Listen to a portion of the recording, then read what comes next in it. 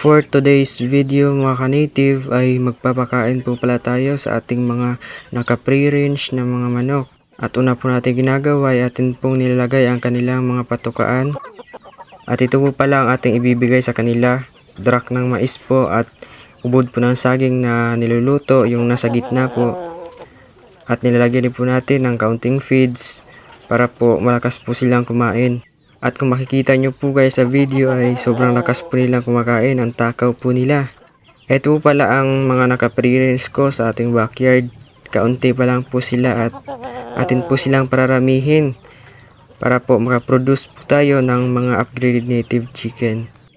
Yung atin palang ginagamit na roaster ngayon ay isa po itong Tanaka Shamu na kino-crossbreed po natin sa ating Basila native.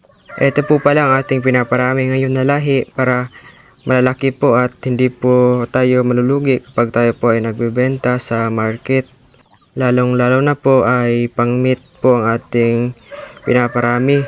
At sa atin naman pong mga sisiw ay nagde-dispose din naman po tayo ng paunti-unti.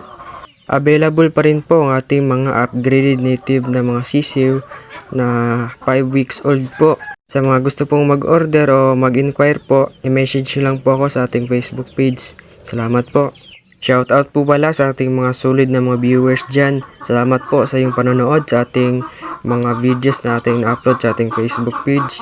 Salamat po sa lahat at happy farming po.